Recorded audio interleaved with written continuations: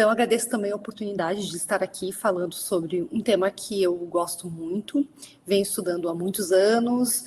Acho que é importante falar um pouquinho sobre a minha trajetória acerca dessa temática que eu vou estar falando hoje. Eu venho estudando no meu mestrado, no meu doutorado, e hoje trabalho fortemente, especialmente no mestrado, né, em orientações de mestrado, a questão da utilização de avaliação multidimensional, desse olhar mais amplo para a pessoa idosa, e venho produzindo muitas coisas acerca dessa temática e de outras também. Tenho trabalhado fortemente com a questão do cuidador de idoso, informal, que geralmente é familiar, e que acaba precisando de atenção, né, não só do enfermeiro, mas de todos os profissionais da área da saúde e também de outras áreas. Então, o que vem se falando sobre a questão da avaliação multidimensional? O que eu percebo na prática é que essa é uma avaliação que vem sendo, de certa forma, cobrada, né, especialmente aos enfermeiros. Então, eu tenho feito alguns debates, tenho tido algumas oportunidades para conversar, especialmente com enfermeiros, acerca dessa avaliação. Entretanto, o que se tem hoje na literatura é que a avaliação multidimensional, ela tem um enfoque para todos os profissionais da saúde. Então, todos nós, profissionais da saúde, que estivermos diante do idoso, a gente pode estar coletando informações, fazendo avaliações nesse contexto.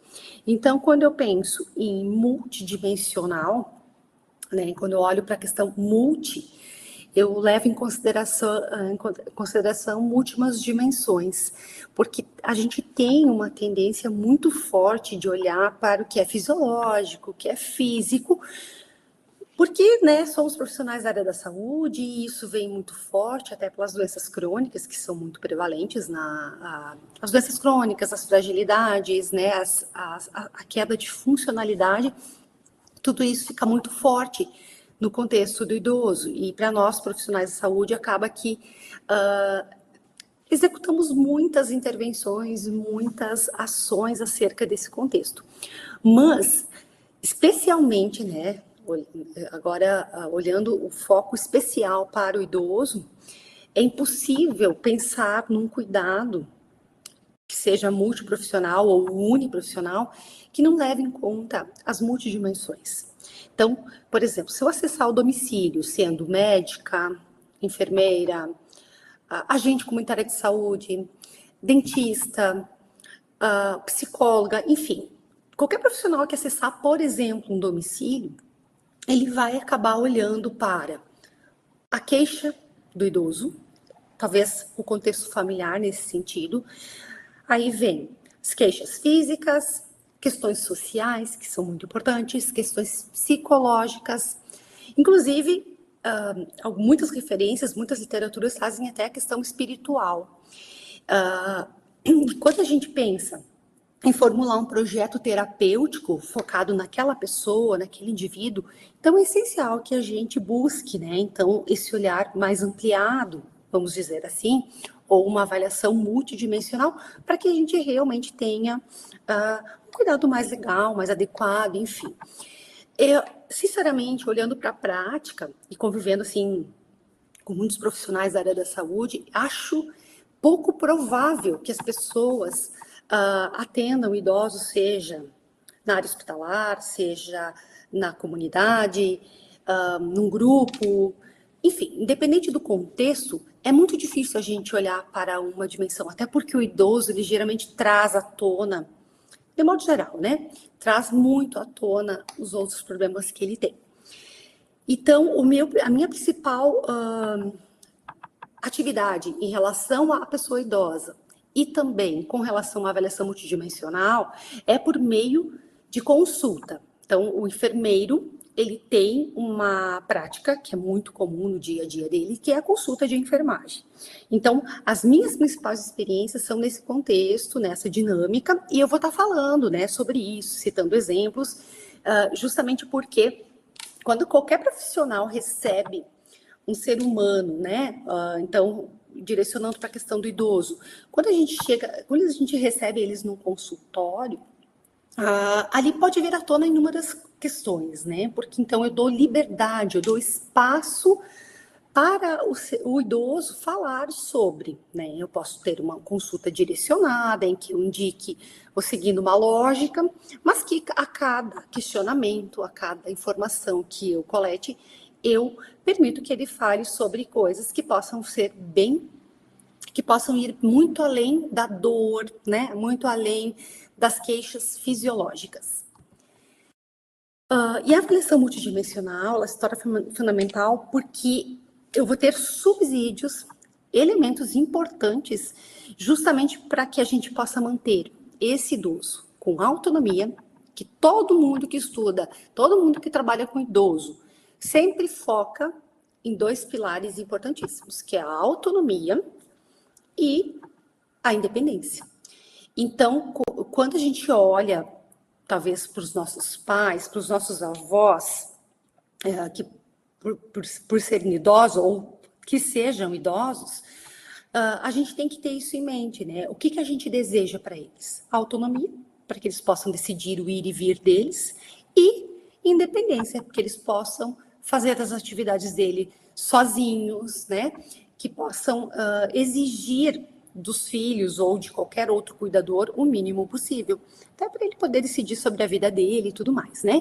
Então, essa avaliação, quando ela remete a um plano de cuidados, de preferência multiprofissional, a gente tem esse foco, preservar a autonomia, preservar a independência. E também, quando eu busco informações acerca das multidimensões, né, do cuidado, eu identifico problemas, riscos, agravos, né, justamente porque eu estou me permitindo olhar para vários contextos, várias dimensões do cuidado, e eu consigo ter informações, às vezes, bem importantes que possam representar um risco ou que já possam representar um problema posto, né? Então, acaba que esse primeiro contato é a base, né? Ele vai embasar todo o restante da intervenção, enfim, da atividade que eu estiver fazendo. E, como carro-chefe para falar de avaliação multidimensional, eu não posso deixar de trazer a questão do caderno de atenção básica. Ele é um caderno, até de certa forma, um pouquinho antigo. Ele já tem uns bons anos, né, de funcionamento, digamos assim. Mas ele tem informações muito relevantes que são muito atuais ainda. Né? Então, aí ali, dentro do caderno, ele traz um passo a passo, ele traz possibilidades para inúmeros profissionais da saúde abordarem a questão da avaliação multidimensional e também, né, automaticamente produzir inúmeros cuidados, né, para o idoso, para a família, enfim, para o contexto em que ele vive, especialmente vinculado às unidades básicas de saúde, né? E aí, o caderno de atenção básica, ele inicia trazendo a questão da avaliação global. Eu entendo, depois de estudar alguns anos sobre isso, eu entendo que a avaliação global, ela inclui questões bem importantes que são de avaliação multidimensional. Então, a avaliação global, para mim, é exatamente a avaliação multidimensional. E o que este caderno ele traz como possibilidade? Né? A avaliação da alimentação e nutrição, que é algo super importante, né? Que aqui o nutricionista pode participar ativamente. A questão da acuidade visual, que aqui qualquer profissional pode aplicar uma escala, né? Qualquer profissional pode fazer essa avaliação, sendo que eu posso fazer uma avaliação visual diante de uma queixa ou simplesmente para fazer uma ação de prevenção. Né? Então, eu faço uma avaliação visual para poder identificar possíveis problemas ou não. A questão da acuidade auditiva, que tem sido um problema muito presente na questão dos idosos, eu tenho percebido que tem um número muito elevado, né? Alguns com uma perda mais expressiva, outros com menos, e a gente sabe que o principal tratamento para a acuidade auditiva, é a questão do uso do aparelho. E quanto mais tempo o idoso ficar sem o aparelho, mais vai ampliar essa perda auditiva. A questão da incontinência urinária, que também é uma síndrome geriátrica, é um problema que é muito frequente. A questão da sexualidade. Quantos de nós, profissionais de saúde, falamos sobre essa temática com os idosos? A vacinação, que tem vacinas que são que entram em questão de campanha, né? Nas campanhas, exemplo da Covid, exemplo da influenza, mas tem inúmeras outras.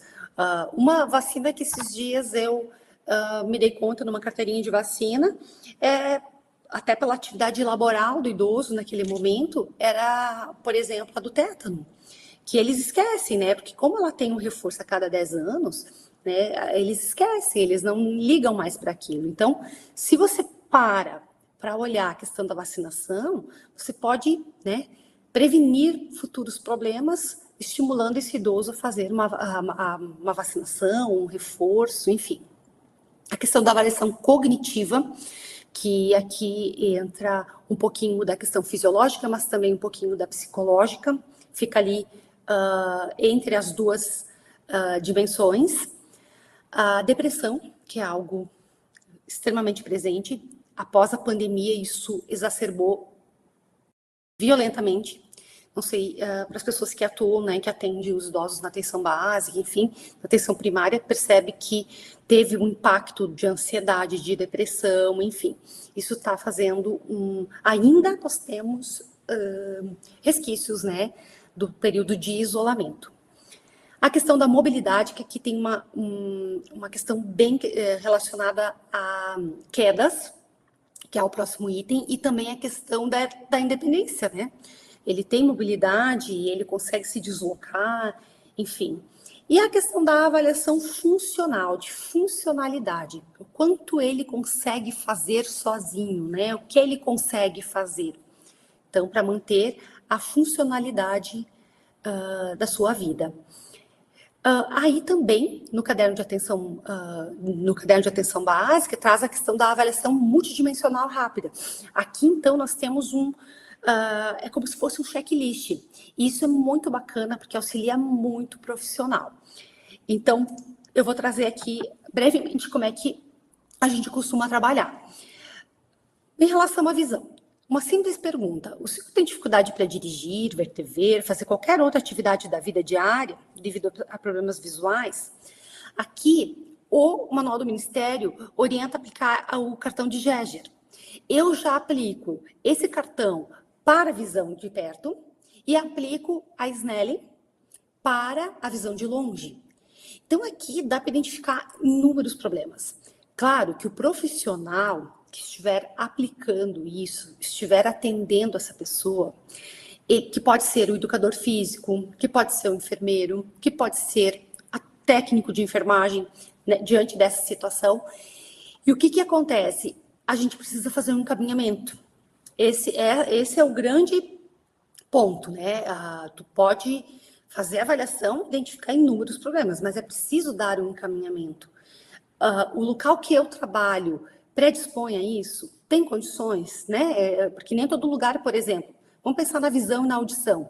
São duas complicações, são dois problemas que eu preciso ter um especialista para um passo seguinte, né? Eu preciso fazer uma audiometria. No meu município, isso tem disponível? É fácil o encaminhamento? Então, são questões, são problemas que podem existir, né? Mas temos que achar um caminho para isso. Nós temos que encontrar uma forma de dar condução para isso. Então, aqui nós temos, depois eu vou mostrar os dois estilos de avaliação. Tem um teste muito simples e muito bacana de aplicar, que é o teste do sussurro. Você fica numa distância do idoso e você avalia o ouvido direito e esquerdo. Eu já vou mostrar também como que é esse teste. Então, vejam bem.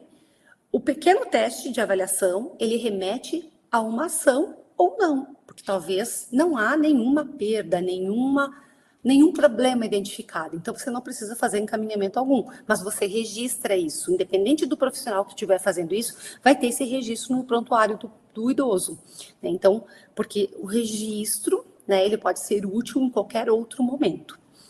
Aí você pode avaliar a questão dos membros superiores e inferiores, O superior são duas situações muito simples em que a gente pede para o idoso tocar a nuca, porque eles têm, às vezes, algumas dificuldades de mobilidade, e também pedir para ele capaz de pegar um lápis, colocar sobre a mesa e, enfim, né, pega com a mão em pinça e coloca de volta na mesa. Então, membros superiores são dois testes muito facilzinhos de fazer e que podem identificar, né, aqui idosos que têm artrite, têm dificuldade ou inúmeros outros problemas de saúde.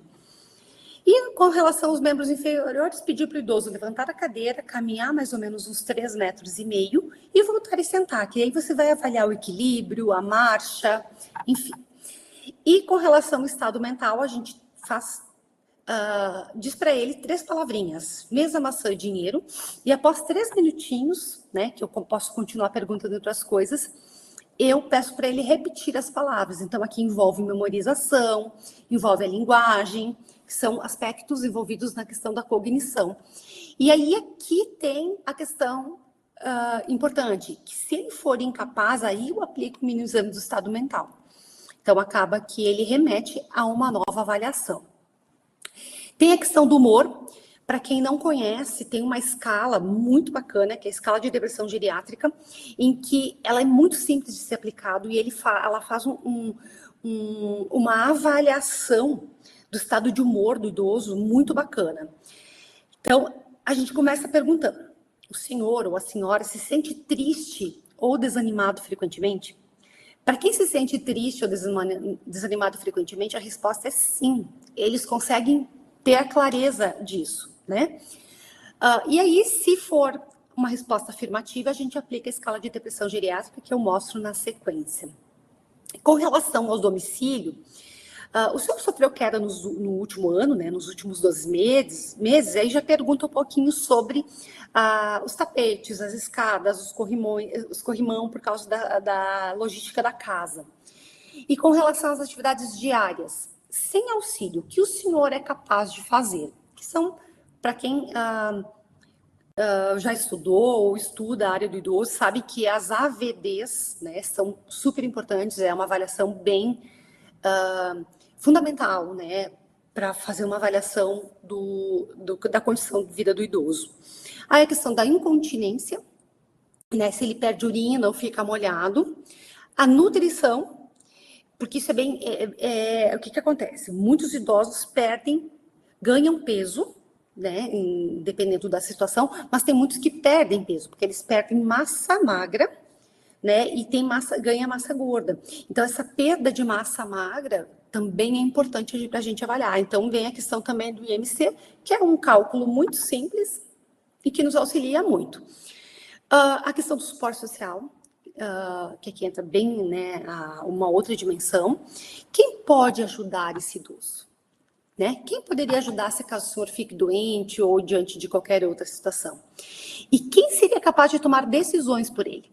Que isso são duas questões bem importantes que têm a ver com a questão da independência, da autonomia, enfim, mas ele tem suporte social. Quem pode ajudar? Né? E aí a gente tem exatamente isso, os procedimentos a serem adotados quando o rastreamento foi positivo. Então, no caderno de atenção básica, isso está prontinho. E para quem é enfermeiro, eu ia falar mais no final, mas eu já vou antecipando. Para quem é enfermeiro, eu construí na minha tese de doutorado, está disponível para quem quiser usar, um modelo de cuidado. E lá eu incluo. Então, ele é um formulário em que você tem todas as etapas do processo de enfermagem, falando especificamente para enfermeiros agora, em que você tem exatamente a lógica. Você avalia isso, se tiver tal problema, você remete ao próximo. E assim vai indo.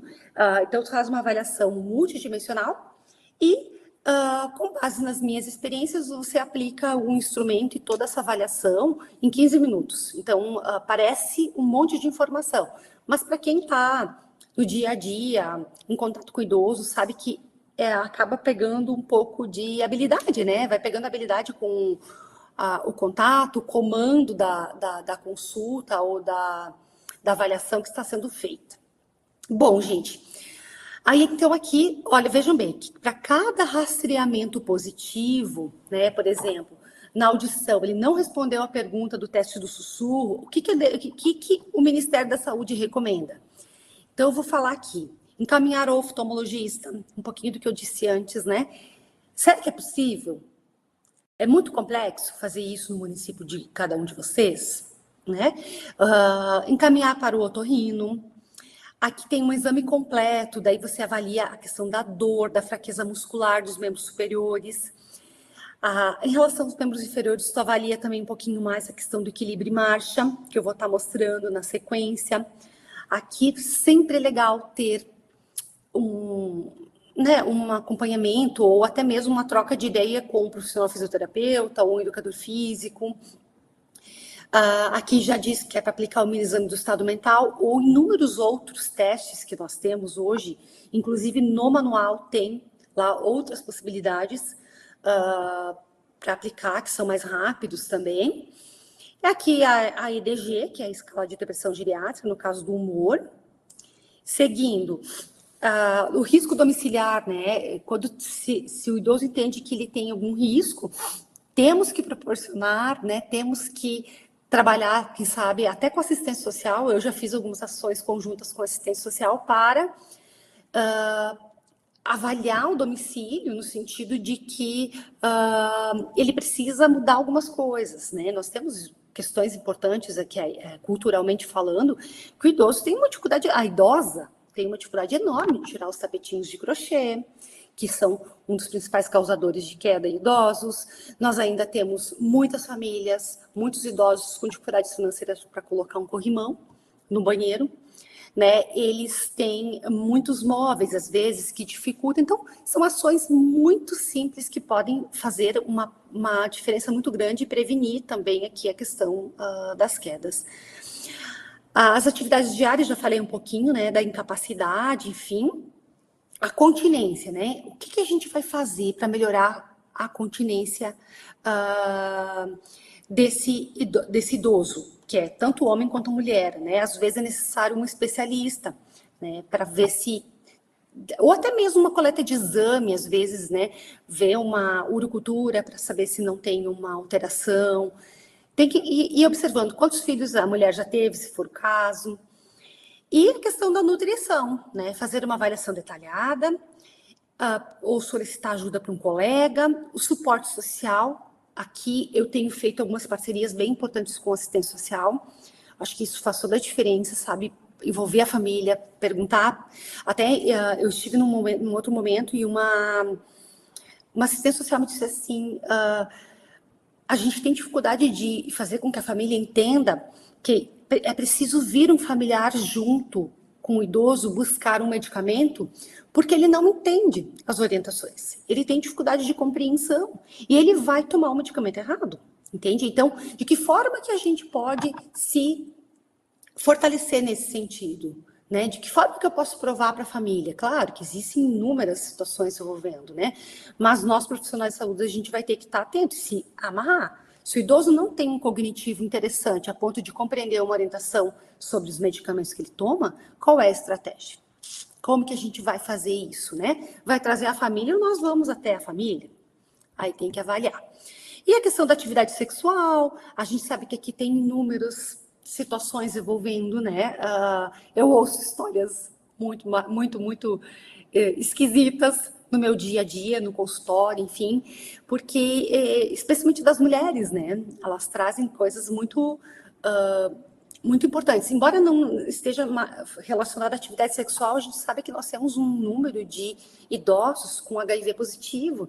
Isso é um problema também que é emergente, né? É um problema complexo e que falar sobre a atividade sexual protegida e de outras formas também é importante, né? De fazer essas abordagens.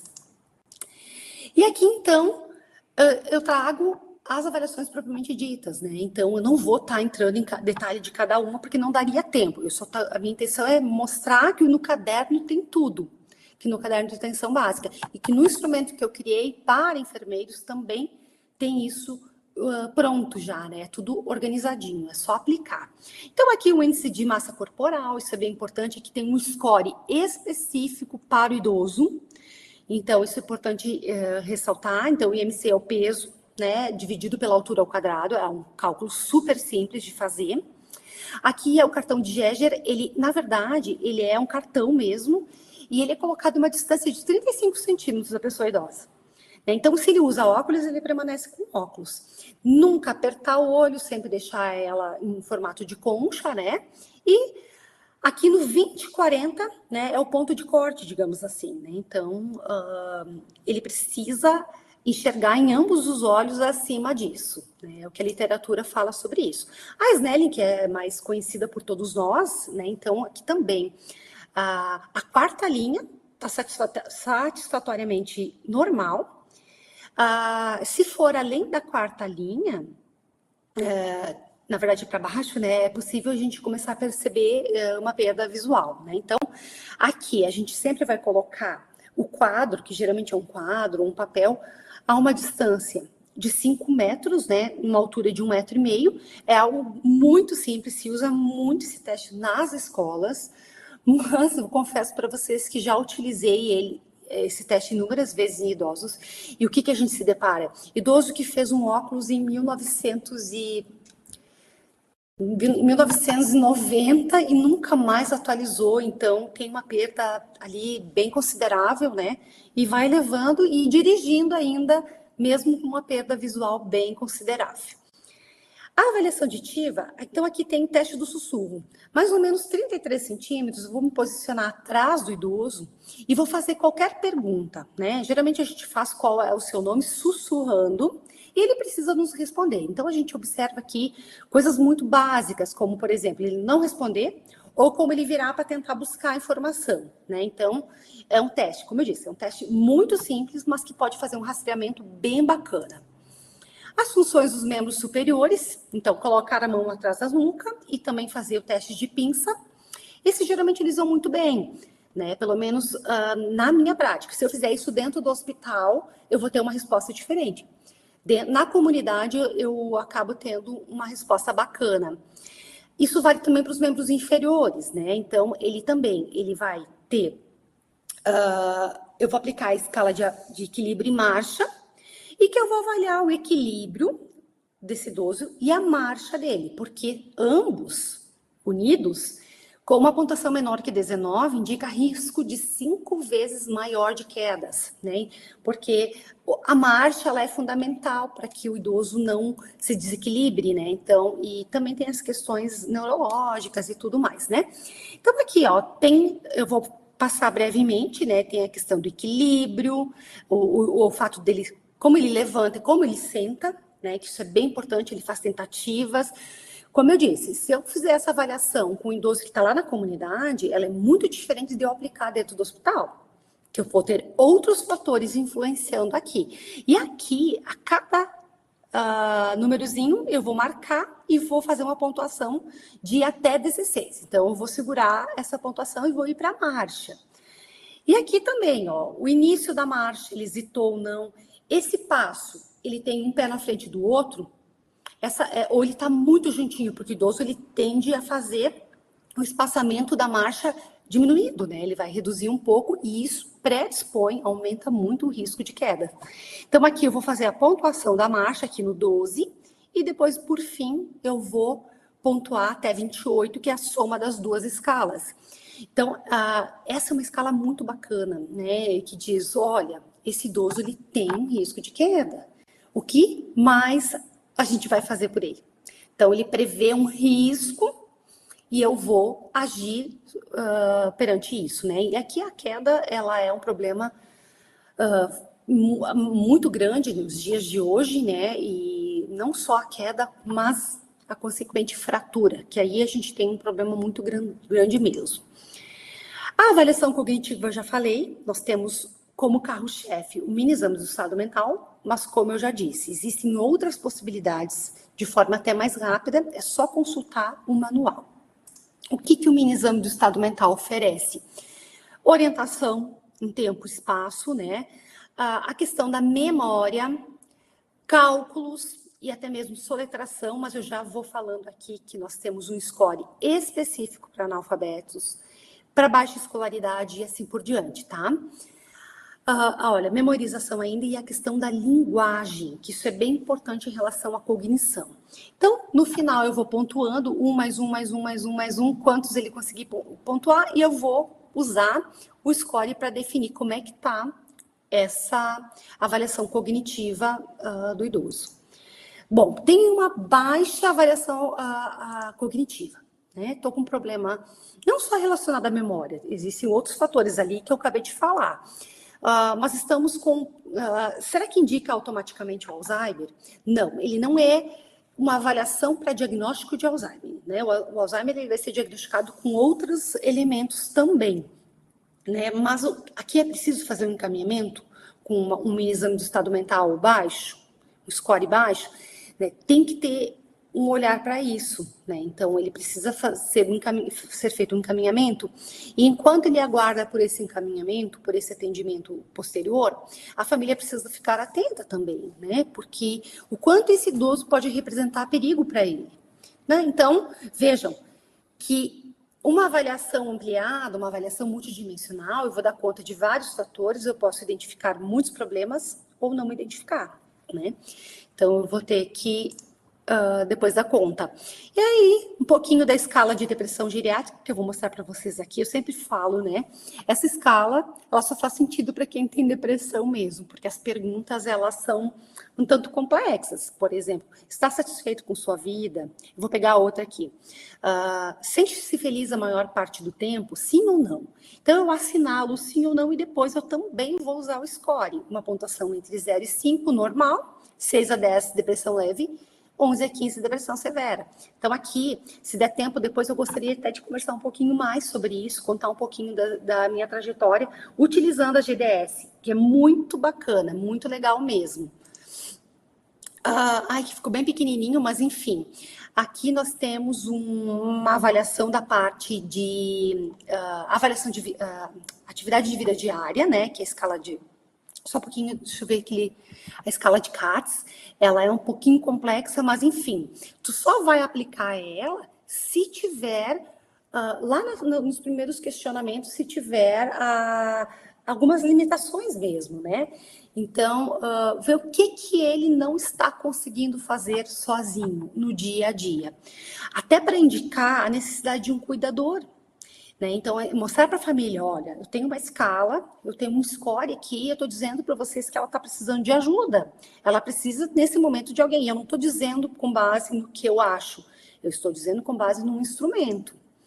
E aqui, a escala de Lawton também, que ele também traz uma questão das atividades instrumentais de vida diária, né? Então, o quanto ele consegue dar conta de decidir as coisas, né? O que ele consegue ter de autonomia do seu dia a dia. Aqui é a mesma coisa, ele é um instrumento que tem me auxiliado, né? Exemplificando muito no meu diálogo com a família. Olha, é hora de nós termos um olhar especial e talvez procurar um cuidador, né? Para essa pessoa idosa. Aqui eu trouxe mais para não esquecer de falar para vocês, então, aqui então reforço, eu construí um modelo para consulta do enfermeiro, focado para o idoso, e ali eu trabalho com diagnósticos, intervenções e resultados já selecionados, então o enfermeiro ele vai lá e faz um checklist, e ele consegue prever intervenções padronizadas, enfim, diante de todas essas problemáticas que podem existir. Na primeira parte do modelo, ele tem toda essa avaliação, né, avaliação multidimensional. Então, para quem tem um espaço em que envolve consulta de enfermagem, temos um modelo pronto para ser utilizado, né? Então, ele pode ser impresso e preenchido, ou ele pode ir para o sistema também. Então, eu tenho desafiado alguns enfermeiros aqui da região de Chapecó, enfim, que em parceria com a regional, para que se faça, porque assim, pelo menos o que eu coletei de informações, quem é o público que mais busca atendimento na unidade básica? Idosos, de modo geral, com algumas situações em que são, hoje, que nós temos algumas unidades que têm a questão do imigrante. Mas o idoso ainda é o maior público nas unidades. Então, o que acontece? Como minimizar isso? Como diminuir? Eu sempre alimento a ideia de que se eu tenho uma agenda de consulta específica para o idoso, a tendência é que ele deixe para vir no dia da consulta. Isso já é comprovado. Então, ele não vai vir o tempo todo, ele vai procurar o horário que ele tem necessidade. Claro que se ele tiver dor, se ele tiver alguma queixa específica, ele vai procurar antes. Mas muitos são poliqueixosos e eles vão vir, né, em busca, né, de ajuda. Mas se ele tem uma consulta agendada, isso tende a amenizar um pouquinho, tá? Então, enfim, eu deixo também o meu e-mail aqui. E aqui eu teria a minha tese, em que eu tenho a questão do modelo de consulta, né, o modelo multidimensional. E aqui eu tenho o meu e-mail, se acaso alguém quiser e precisar fazer um contato, enfim, para socializar, para trocar ideias, eu fico à disposição também. Eu passei os formulários um pouco rapidinho, mas enfim, a ideia é mostrar que nós temos possibilidades hoje, ótimas possibilidades, é só saber onde encontrar e acessar. Obrigada, Miki. Eu que agradeço, professora Carla. Muito obrigado pela sua apresentação. Eu fiz algumas anotações durante a tua fala. Você já provocou ali que talvez no final a gente volte para falar um pouco sobre a sua experiência com o uso do GDS. Eu acho que vale a pena. Talvez voltar, apresentar com um pouco mais de calma alguns dos instrumentos que você apresentou. E até, professora, se for possível, ia sugerir se daria para compartilhar. Eu não sei se a sua tese ela está acessível online. Se estiver, eu ia sugerir que você coloque o endereço no nosso bate-papo, porque aí quem estiver acompanhando aqui conosco, quiser acessar, eu acho que já consegue acessar, porque posteriormente eu também quero que você conte um pouco mais sobre esse modelo que você colocou agora aqui no final para a gente, tá bom? Durante a sua fala, a Bianca fez uma pergunta, mas eu vou voltar com ela depois no final, tá bom? Professora Carla, muito obrigado. Muito obrigado, inclusive, por ter feito uma ponderação que já traz uma reflexão para a fala que a gente vai ter agora do professor Márcio. Eu vou pedir para o professor já ligar sua câmera também. Quando a professora Carla coloca a importância da avaliação multidimensional, inclusive para que a gente consiga garantir o uso apropriado de medicamentos, porque muitos dos limites que a gente vai ter depois no uso de medicamentos por idosos passam por questões que a gente consegue identificar na avaliação multidimensional, né? E a professora Carla conseguiu fazer um pouco desse gancho já na sua fala. Professora, muito obrigado. Eu vou pedir para a professora desligar sua câmera por enquanto, e aí eu vou passar a palavra aqui, eu vou abrir a apresentação do professor Márcio e torná-lo apresentador. Perfeito. Professor Márcio, novamente, muito obrigado pela sua disponibilidade conosco. Se tem uma vantagem desse mundo virtual é a gente poder compartilhar um pouco de experiências, ouvindo alguém de Chapecó e uma outra pessoa que está na Bahia agora, para a gente poder dialogar um pouco sobre um tema que é tão importante. Professor Márcio, a mesma orientação que eu passei para a professora Carla, 40, 45 minutos para a sua fala. Se houver necessidade, eu volto a aparecer aqui para lhe informar sobre o tempo.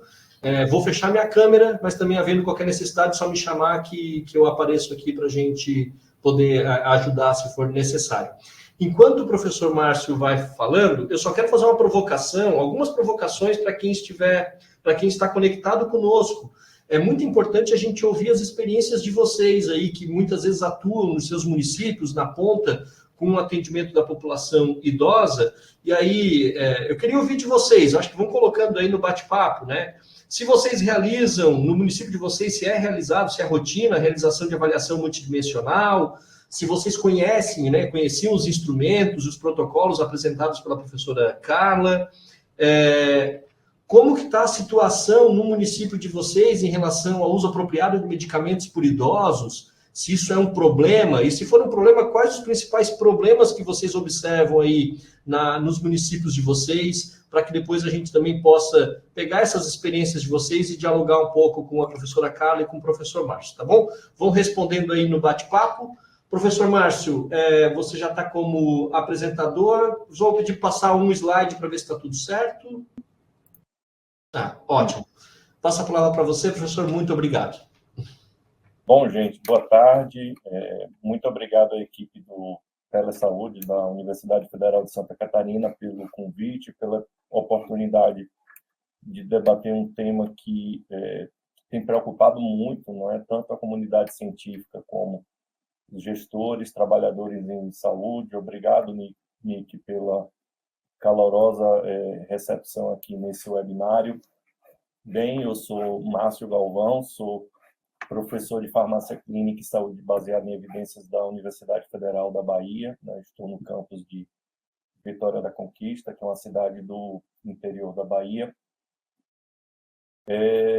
O uso apropriado, né, de medicamentos em pessoas idosas, e aqui eu pretendo mostrar a vocês, né, tanto um panorama mundial como nacional, mas também algumas ferramentas que podem ser utilizadas, né, na prática clínica diária para profissionais, né, de saúde, especialmente aqueles profissionais da atenção primária, mas também, né, pessoas que trabalham a nível secundário e nível terciário. Na apresentação anterior, né, nós vimos a complexidade que é a avaliação, né, multidimensional dos idosos, porque eu costumo pensar que nessa faixa etária, né, nós temos algumas dificuldades, né, que vão aparecendo aí com o decorrer dos anos, né, conforme nós vamos usando o nosso corpo, né, a um certo desgaste, mas assim, enfim, com algumas medidas preventivas, nós temos como evitar, né, diversas situações que podem levar a agravos que são importantes. E da mesma forma que a avaliação multidimensional, né, ela permite, digamos assim, rastrear determinadas condições antes que elas se tornem agravos mais sérios, né, e que afetem a qualidade de vida dessas pessoas, levem à hospitalização e até morte. O próprio tratamento medicamentoso, ele também requer, digamos assim, uma série de avaliações que podem permitir com que tenhamos, né, uma melhor escolha do ponto de vista de tratamento farmacológico para essas pessoas. Então, antes de discutir, né, mais reservadamente o que seria um tratamento apropriado, eu vou repassar com vocês alguns conceitos, e o primeiro deles é o conceito de medicamento inapropriado ou medicamento potencialmente inapropriado, né?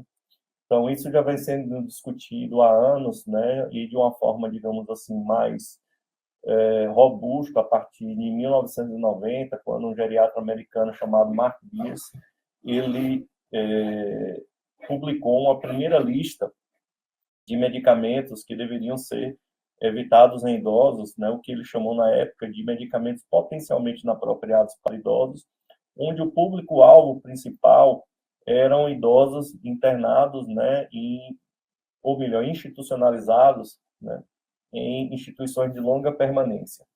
E aí, em 2019, a Organização Mundial de Saúde, ela publicou um manual, né, sobre medicamentos, uso de medicamentos em idosos. Ele é bastante esclarecedor em relação a uma série de conceitos, e entre eles a Organização Mundial de Saúde, né, mostrou que os medicamentos que não têm uma boa relação, né, de efetividade ou uma relação de risco-benefício, digamos assim, alta, mais para o risco do que para o benefício para uma determinada população, né, esses tratamentos eles seriam denominados, né, potencialmente inapropriados.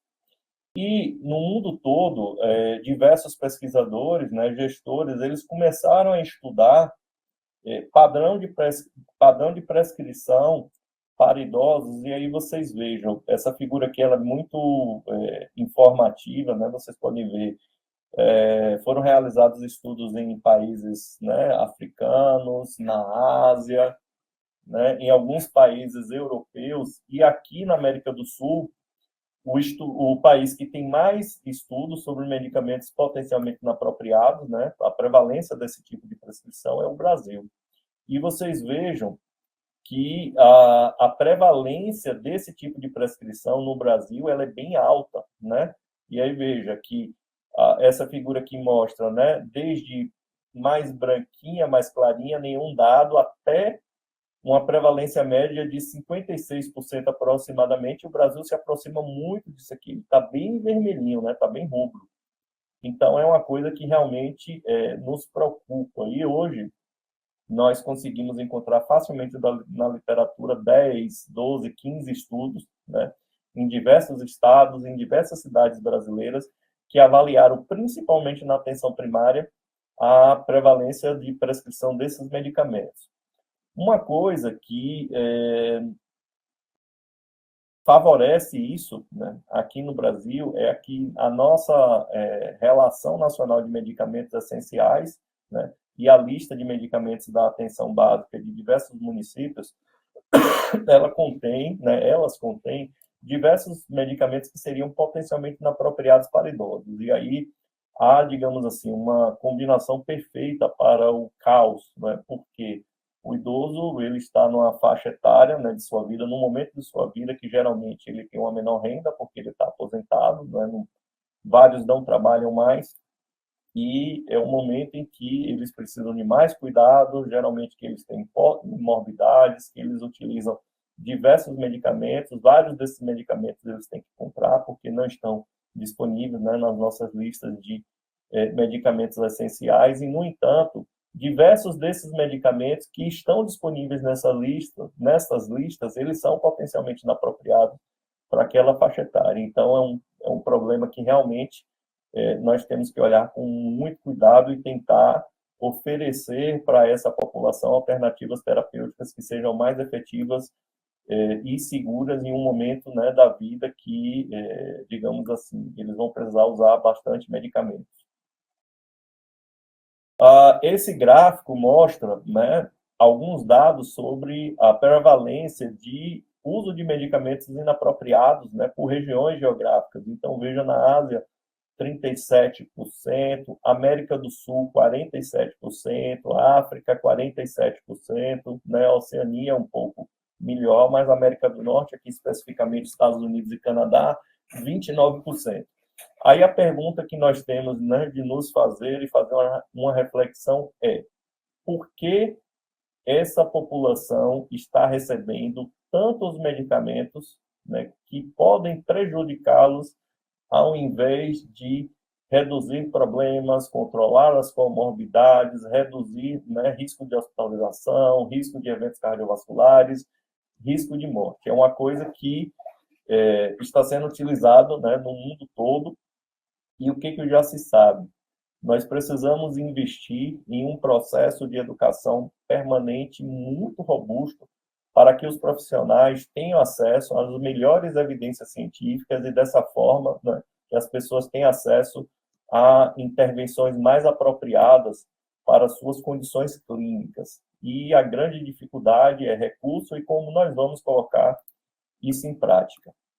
Um outro dado que é muito preocupante, e aí vocês podem ver nesse outro gráfico, né, o crescimento da prevalência dessa prescrição potencialmente inapropriada. Então, nós saímos aí de mais ou menos 25%, né, há 24 anos atrás. Então, de 2000, nós estamos chegando aqui, na realidade, a 2020, 20 anos depois, e essa prevalência tem aumentado, né, e há uma tendência aqui nesse gráfico dela duplicar. Então, é um movimento que a gente tem que reverter na realidade, não é?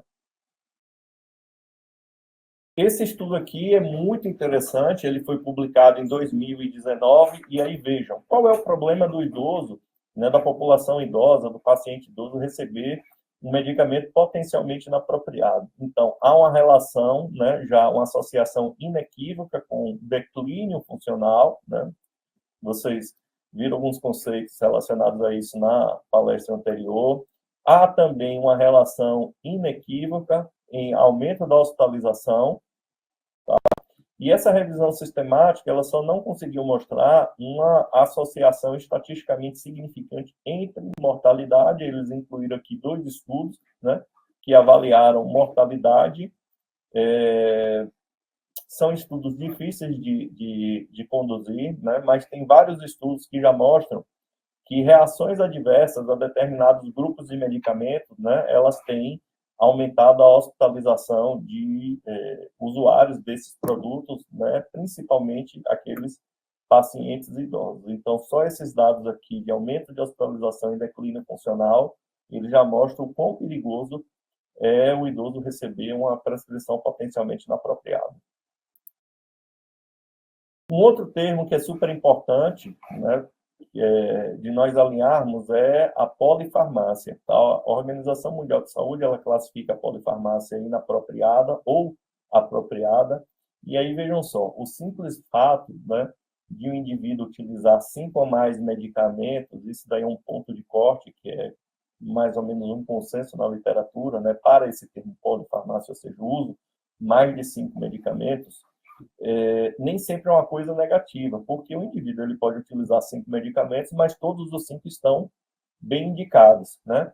E onde é que há problema? Há problema quando o indivíduo ele utiliza uma polifarmácia e um desses medicamentos, desses 5 ou mais medicamentos, ele não estaria indicado, ou você tem alternativas mais efetivas, ou você tem alternativas mais seguras, ou você tem uma relação risco-benefício ruim para aquele paciente. Ou muitas vezes, né, o paciente ele está utilizando um medicamento que ele seria apropriado, mas em doses inapropriadas, então doses, né, acima do que o recomendado para aquela faixa etária. Então, se a polifarmácia, né, ela contém medicamentos que estão bem indicados, ela é chamada de apropriada, então é um termo que nós não devemos endemonizar. A polifarmácia nem sempre é ruim. No entanto, né, nós sabemos que isso é muito claro na literatura, que o aumento do número de medicamentos, né, que é utilizado pelas pessoas leva a uma maior probabilidade, né, daquele idoso apresentar reações adversas, e elas são, né, muito comuns, e muitas vezes, e aí que o profissional de saúde ele tem que ter muito cuidado, né, nessa hora. Por quê? Porque muitas vezes nós interpretamos uma reação adversa como uma nova doença, e na realidade não é uma nova doença, é um problema do medicamento que o idoso está utilizando. E aí, muitas vezes, né, se prescreve um outro medicamento para tratar o medicamento, para tratar a reação adversa do medicamento anterior. E hoje, né, o termo que melhor define essa conduta, né, que é uma conduta equivocada, é a chamada prescrição em cascata. Um exemplo muito simples com isso é você tratar com furosemida, não é, um idoso que fez edemas de membros inferiores secundário ao uso de amlodipina, por exemplo, né? Ao invés de reduzir ou desprescrever a amlodipina, né, e mudar o antipertensivo, alguns idosos têm recebido furosemida para tratar esses edema de membros inferiores. Então, isso é o que a gente chamaria de prescrição em cascata. Ou cascata iatrogênica, né, um outro termo utilizado também. E aí surgiu um termo, né, por volta de 2002, chamado desprescrição, que é um termo que busca dar conta, não é, de, digamos assim, uma limpeza na prescrição das pessoas, e que os idosos só utilizem realmente aqueles medicamentos que são estritamente necessários, em que há inequívoca relação risco-benefício, né, em prol do benefício para essa população, e com bom nível de evidência, não é? Na literatura, que é isso que nós buscamos, é tratar essas pessoas com as melhores intervenções possíveis, de acordo, né, com as melhores publicações. Então, vejam que a desprescrição ela envolve, né, um processo que tem que ser planejado, tem que ser, né, supervisionado por um profissional de saúde, envolve não somente interrupção do tratamento, mas também redução da dose, e isso requer um tempo. Não adianta, por exemplo, uma pessoa que usa clonazepam para dormir, e aí você tem um risco aumentado, né, de queda, você tem um risco aumentado de prejuízo cognitivo, né? E aí você tenta desprescrever esse medicamento de vez, porque você não vai conseguir, a pessoa vai ter sintomas de abstinência. E aí, a grande pergunta é por que nós devemos desprescrever ao invés de não prescrever? Esse aqui é um print de um editorial que foi publicado na revista da Sociedade Brasileira de Geriatria e Gerontologia, um texto interessante que eu recomendo a leitura. Nesse texto, nós mostramos o passo a passo para uma boa prescrição e quais seriam, digamos assim, os gatilhos, as dicas, para que você detecte que um determinado produto, um determinado medicamento, ele tem que ser desprescrito. Mas, voltando à pergunta, por que nós devemos desprescrever ao invés... por que devemos desprescrever? Desculpa, ao invés de não prescrever? Porque, infelizmente, apesar de termos acesso à literatura, agora na palma da mão, através do nosso aparelho celular, tablet, enfim, grande parte das diretrizes clínicas, e aqui eu estou falando de diretrizes, estudos que mostram bom nível de evidência para determinadas intervenções, muito embora nós tenhamos acesso a essa literatura, grande parte dos profissionais de saúde não seguem as melhores evidências disponíveis na literatura. E aí vocês vejam esse estudo que eu estou mostrando aqui a vocês, ele é bem interessante, porque através dele, os pesquisadores avaliaram, na Europa, em alguns países europeus, se os prescritores estavam seguindo as diretrizes clínicas para o tratamento da insuficiência cardíaca em pacientes com fração de ejeção reduzida. E aí, vejam só, a má aderência a essas diretrizes foi encontrada em 22% das condutas dos prescritores. Uma aderência moderada em 55%. E aí, vejam, boa aderência, 23%, 23% com 22%, 45%. Então, em quase metade dos pacientes, ou seja, quase metade dos pacientes não estavam sendo tratados como deveriam, ou com medicamentos que não deveriam estar usando, ou não estavam usando medicamentos que deveriam. Então, talvez a resposta àquela pergunta inicial é: a prescrição é um processo muito complexo. E nessa loucura, que a gente vive nas unidades de saúde, em hospitais, em ambulatórios especializados, onde os profissionais têm que atender um paciente em 5 a 10 minutos, talvez essa lógica ela tenha que ser revertida e realmente não dá tempo de cuidar bem dessas pessoas com as demandas que, aqui eu estou falando especificamente de profissionais do sistema público, as demandas que os profissionais de saúde têm para atender tantos pacientes e pacientes complexos. Aqui eu mostro a vocês os passos que a Organização Mundial de Saúde recomenda numa publicação que ela é muito conhecida, o Good Prescribing Guide. Então, são passos já bastante difundidos, reconhecidos até por estudantes de graduação. Então, a primeira etapa é a identificação de problemas. Para cada problema, nós vamos traçar objetivos terapêuticos. A partir desses objetivos terapêuticos, e aí notem, se nós não delimitarmos bons objetivos, ou objetivos que são inalcançáveis, nós não vamos conseguir fazer boas escolhas de tratamento.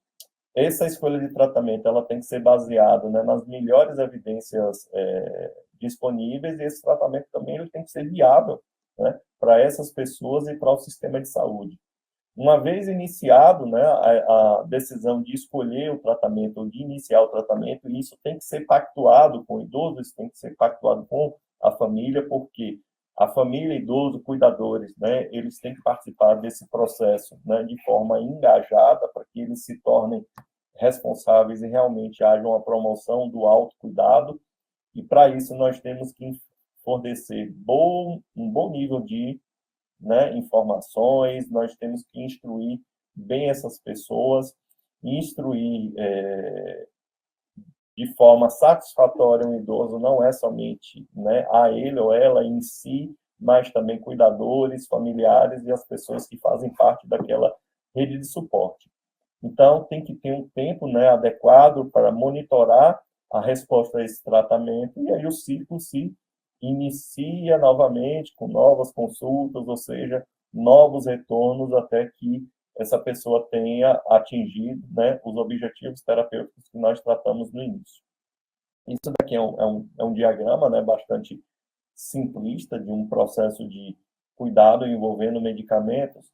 No entanto, em idosos, nós temos diversos outros parâmetros que têm que ser avaliados, e é o que eu trouxe nessa figura aqui.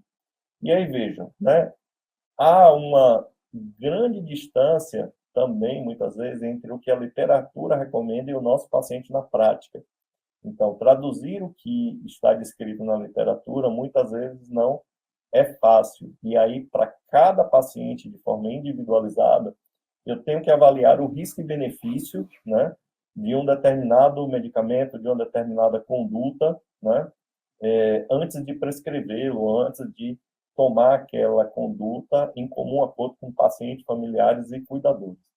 Principalmente nos idosos, por quê? Porque nós temos diversas alterações, né, relacionadas à idade, do ponto de vista de farmacocinética e farmacodinâmica, né, nessa população.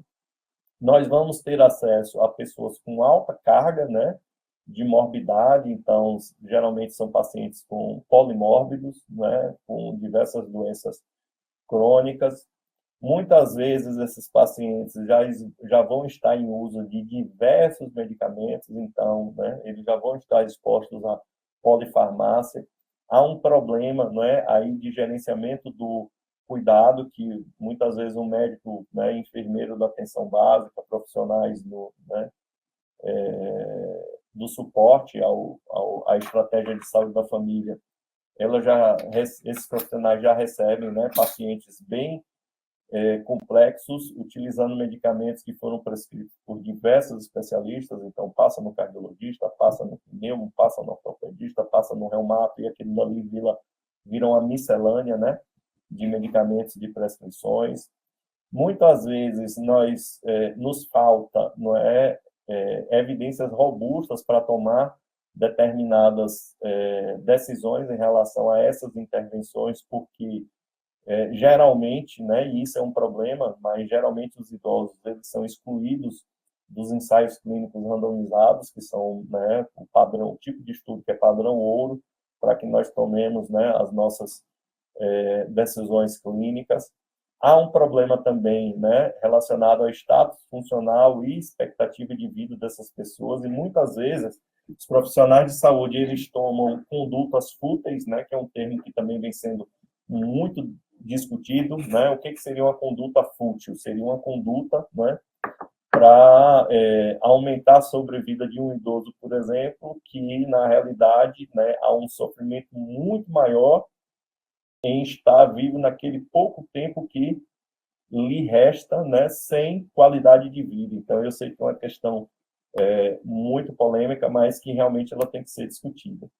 Também, né, temos que considerar a escolha dos pacientes, e isso inclui pacientes, cuidadores e familiares, como falei anteriormente, e temos que avaliar esse idoso do ponto de vista, né, físico e cognitivo, para realmente saber se ele tem habilidade de ter uma boa adesão à prescrição, e aqui eu estou falando não só de prescrição medicamentosa, mas falando de tratamento de uma forma geral. Vamos falar agora um pouco, né, de algumas estratégias que podem ajudar ou a desprescrever medicamentos, né, ou prescrever melhor medicamentos, né, mais apropriados para essa população. Um grupo canadense, né, é o Canadian Prescribing Network, eles publicaram há alguns anos alguns algoritmos de desprescrição, né, de medicamentos.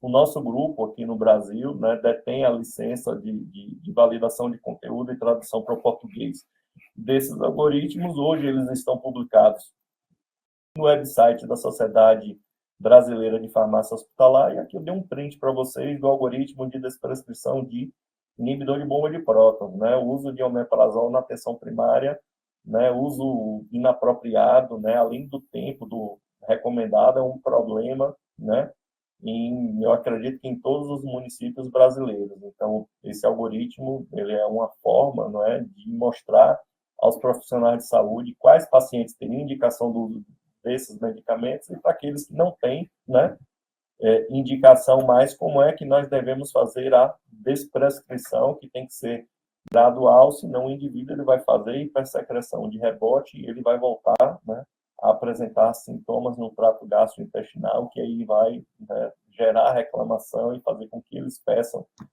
repetição e mais repetições de prescrição de inibidores de bomba de prótons, especialmente o omeprazol, né, por longos períodos, além do recomendado. Aqui é outra página do algoritmo também, né, como ele disse, está lá no site da SBRAF. Uma outra ferramenta, né, que é muito interessante é o ePrognosis, que é uma ferramenta, né, de score de prognóstico de pacientes idosos, né? Então, é uma calculadora que você pode acessar online. E o que ela te mostra? Ela te mostra, não é? Se aquela intervenção que você está pensando para aquele paciente, ela vale a pena, né? Do ponto de vista de expectativa de vida e tempo para benefício. Então, se você tem uma expectativa de vida, tá, superior ao tempo para benefício, então, provavelmente esse paciente vai ter um benefício provável e recomenda-se a intervenção. Agora, se é um paciente que você já tem um prognóstico reservado, né, e a expectativa de vida dele é menor do que o tempo de benefício para aquela provável intervenção, né, aí a conduta ela já é considerada não recomendada, né, já seria uma conduta ou intervenção fútil. Então, desse ponto de vista que nós temos que pensar. E pensar também, não é, que o mais importante não é só o tempo cronológico, viu, gente? Eu não estou falando de expectativa de vida aqui, porque a pessoa tem 80 anos, tem 90 anos, e não valeria a pena fazer intervenção porque já está muito velha. Não estou falando de idade cronológica, né? Nós temos que fazer uma avaliação funcional dessa pessoa. Tem pessoas aí de 70 anos que aguentam correr 3 quilômetros, 5 quilômetros, sei lá, 10 quilômetros, né? Eu não tenho nem, eu tenho um pouco mais da metade disso, mas não aguento correr 3 quilômetros, tá? Então, vamos começar a pensar do ponto de vista funcional e não somente do ponto de vista cronológico, que isso passa a ser também até um pouco de preconceito, né, com o idoso. E vocês sabem que todo preconceito também é um tipo de violência, né? Uma outra ferramenta, o MedStopper, que é uma ferramenta de busca, né, de medicamentos que seriam inapropriados para idosos. Ela também foi desenvolvida pelo Canadian Prescribing Network, né? É uma ferramenta bacana, ela está em inglês. Aqui vocês podem ver o link do site, e aí você vai digitar o nome do medicamento, né? Aqui, no caso, é a glibenclamida, né, que em inglês a tradução é gliburida.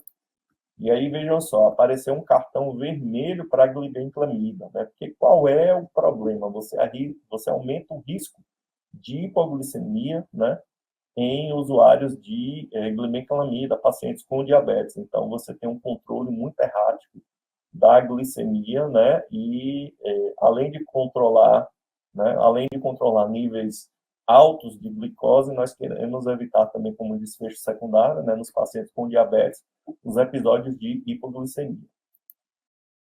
Uma outra ferramenta que é muito útil é a escala, né, de medicamentos anticolinérgicos.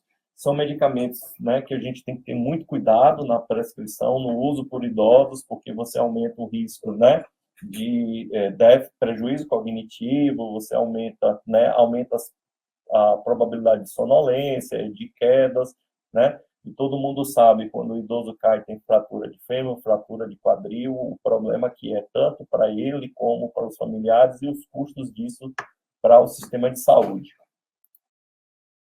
Em 2016 foi publicado, né, o primeiro consenso brasileiro de medicamentos potencialmente inapropriados para idosos, né? Então é uma publicação em português.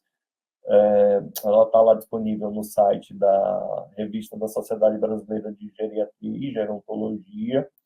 foi a primeira tentativa de transpor para o Brasil dados de medicamentos que são considerados potencialmente inapropriados para idosos em outros países. Posteriormente, os dados desse consenso, né, eles foram compilados para um aplicativo, né, que é chamado MPI Brasil. Então, nesse aplicativo, vocês podem consultar os medicamentos que são potencialmente inapropriados para idosos. Há informações sobre as situações clínicas em que esses medicamentos deveriam ser evitadas. Há informações sobre alternativas terapêuticas. Se você não tiver alternativa terapêutica, o que você tem que monitorar, porque não tem outro jeito, né?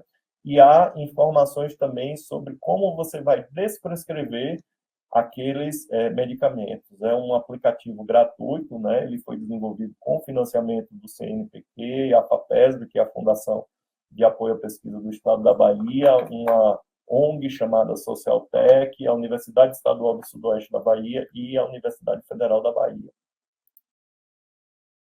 Esse daqui é um print da tela principal do aplicativo, então é muito simples de utilizar. Você vai lá, vai digitar, sei lá, Inalapril, e aí vai verificar se ele é potencialmente inapropriado para idoso, o aplicativo vai te dar as informações.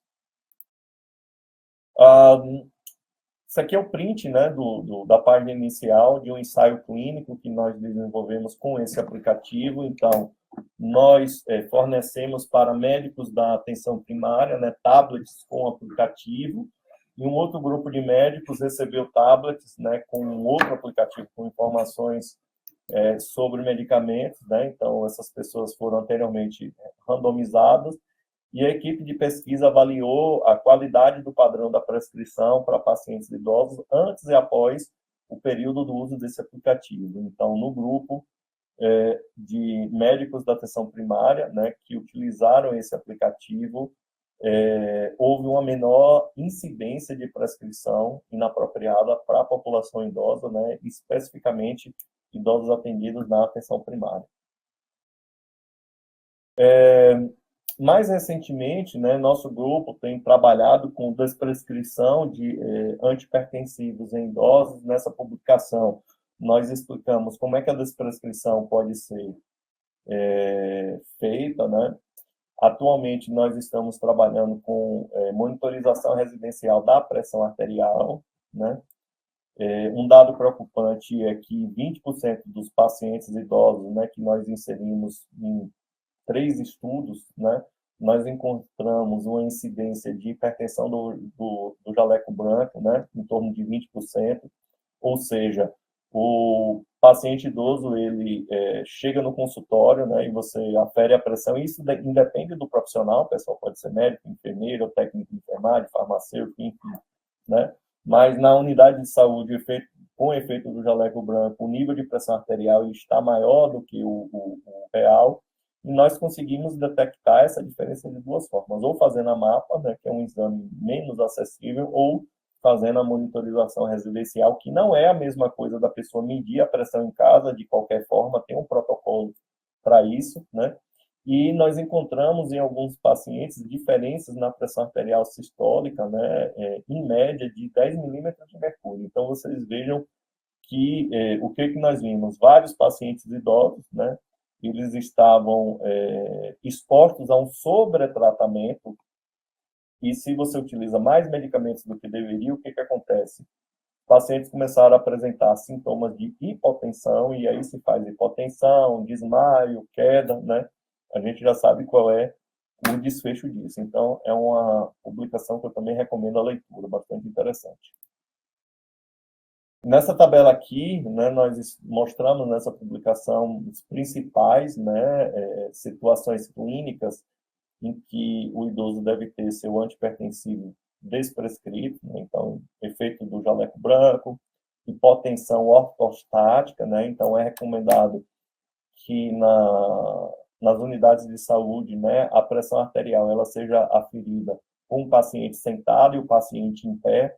E aí, se você tiver uma diferença de 20 milímetros de mercúrio para a sistólica ou 10 milímetros de mercúrio para a diastólica, independente se o paciente tem sintoma ou não de hipotensão ortostática,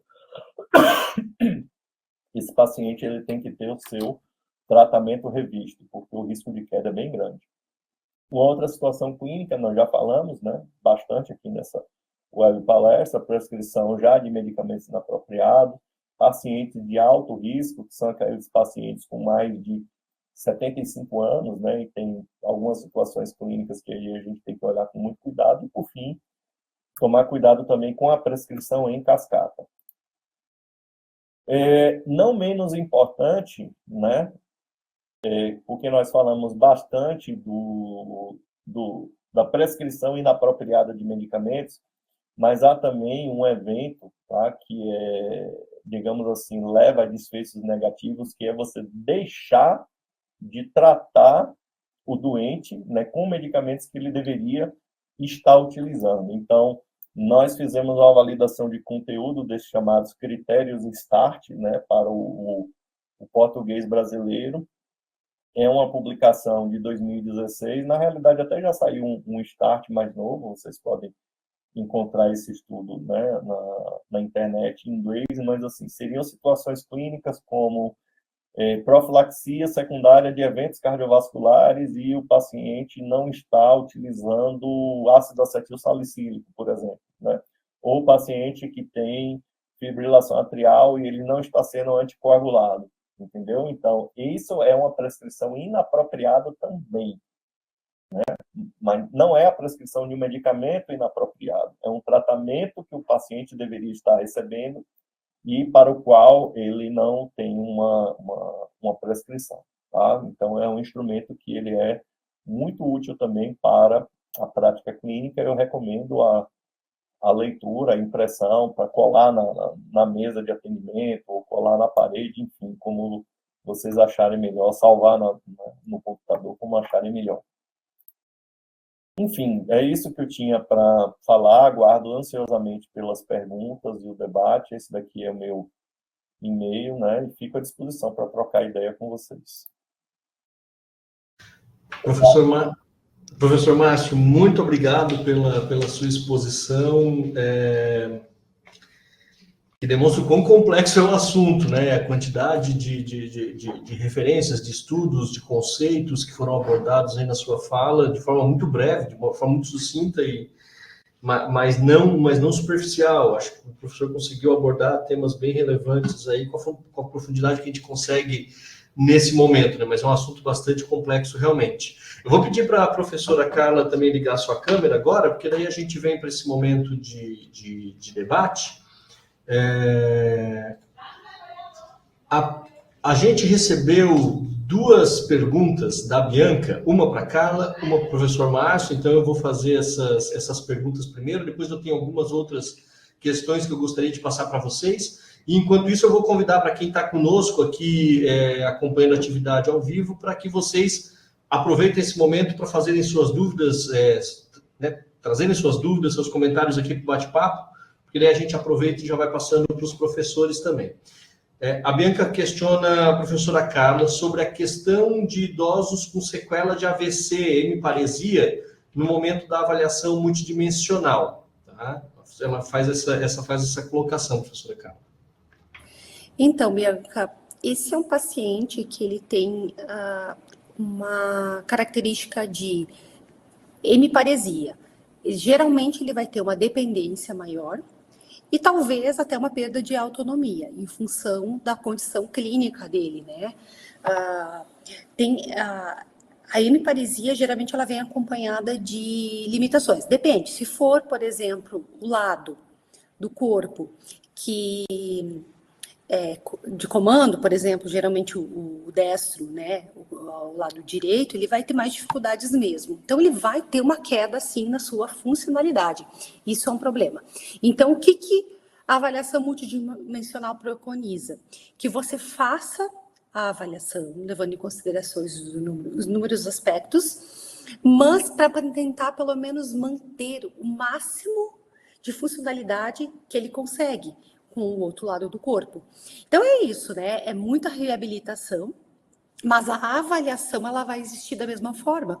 E aqui nós vamos entrar numa questão social importantíssima, porque essa pessoa ela vai precisar de ajuda Quando se fala de perda de autonomia e perda da dependência, nós temos uma questão que envolve outras pessoas. Essa família tem condições de ter alguém disponível para esse idoso?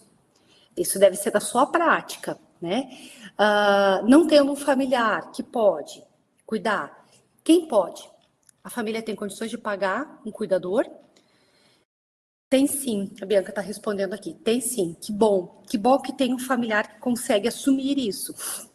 Né? E aí, então, a gente entra numa questão social mega importante, porque aí nós temos também o papel do cuidador, que é outro ser cuidado por nós, né?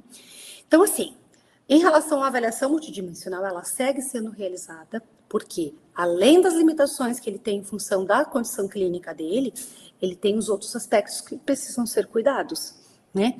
Então, e ali entra inúmeros outros problemas. E claro que, sem sombra de dúvida, esse é um idoso que você vai ter que dar uma atenção muito maior para a dimensão fisiológica ou física, enfim, né? Porque ele vai ter muitas necessidades.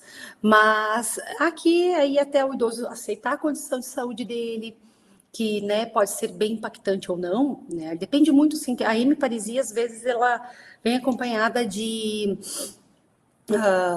redução de cognição também, né? Mas tudo depende do indivíduo, da sua individualidade, digamos assim, né? E as características que o envolvem. Então, esse sim é um indivíduo que precisa de muita atenção multidimensional, e aí a gente tem que reabilitar ele, né? E aí tem vários fatores, inclusive a idade, né? Enfim, aí entram muitos aspectos de polifarmácia, porque, né, tem muita questão que vai adentrar, tem aspectos de coagulação, da doença em si. E é isso. Não sei se eu respondi a tua pergunta, Bianca, mas eu imagino que sim, né? Isso, ela disse muito obrigada. Então tá. E, Mick, posso aproveitar, já que eu estou falando um pouquinho? Obviamente, Eu não sei. eu não Você vou até me... questionou ali no chat sobre a questão de quem de vocês consegue aplicar, né, avaliação multidimensional, enfim. Até a Priscila colocou aqui algo bem bacana, que é verdade, que eu utilizo também nas minhas aulas, especialmente, que é a questão aqui do estado de Santa Catarina. Deixa eu só Do colocar documento da aqui. linha de cuidado, né? Isso, da linha de cuidado na área do idoso, né? É praticamente a mesma coisa, segue uma mesma lógica, né? A diferença do manual é que ele dá dicas, ele traz instrumentos para avaliação que facilita muito, né? Então é isso. E hoje, por exemplo, a minha realidade, que é aqui em Chapecó, Márcio, eu moro no oeste de Santa Catarina, né? Meio que tá no litoral, tá em outra vibe, né? Eu moro no oeste. Então, o que acontece aqui? Né? É um município razoavelmente grande e nós temos enfermeiros que conseguem fazer a aplicação da avaliação multidimensional e outros que não conseguem nem chegar perto disso. Então, varia muito, né, das condições, o número de pessoas na área de escrita e tudo mais. A Bianca coloca aqui que no nosso município, Anitta, todos os profissionais aplicam. Que legal, estamos tentando finalizar o nosso protocolo. Perfeito. Nossa, quando você tem protocolo, né, facilita muito. Facilita demais, sim. Porque a avaliação muda muitas vezes em curto espaço de tempo, até pelo acesso à senilidade, exatamente. Obrigada, Bianca, pelas perguntas. A gente que agradece, professora Carla. Professor Márcio, a Bianca também fez uma pergunta para o professor. Ela coloca, professor Márcio, se puder compartilhar sua visão de desprescrição direcionada a pacientes em cuidados paliativos, o professor abordou alguns aspectos na sua fala também, até com alguns instrumentos ali, mas eu acho que é importante o professor também comentar sobre isso, por favor. Então, Bianca, obrigado pela pergunta. Assim, é uma pergunta importante, né? E responder também é desafiador, porque, veja só, primeiro, eu acho que tem que ser alinhado com profissionais de saúde, de um modo geral, o que são os cuidados paliativos, né? Porque o que acontece? Muita gente pensa que quando o paciente tem critério para estar em cuidado paliativo, significa um abandono né? Não vou tomar determinadas condutas porque aquela pessoa já vai morrer. Na realidade, né, nós temos que cuidar de tomar intervenções que vão melhorar a qualidade de vida daquelas pessoas naquele tempo que lhes resta. Agora, tomar cuidado também para não tomar atitudes, né, ou seja, intervenções fúteis, que, na realidade, o paciente ele não vai ter benefício com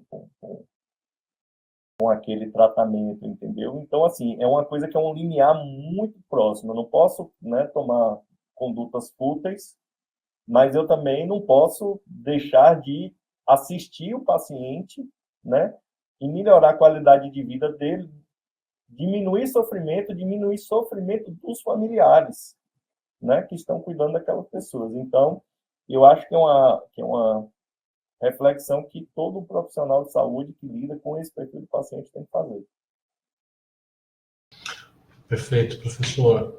Bem, não apareceu. A Bianca está fazendo alguns comentários ali, acho que é importante a gente ir lendo, mas eu tenho algumas questões também para lançar para vocês.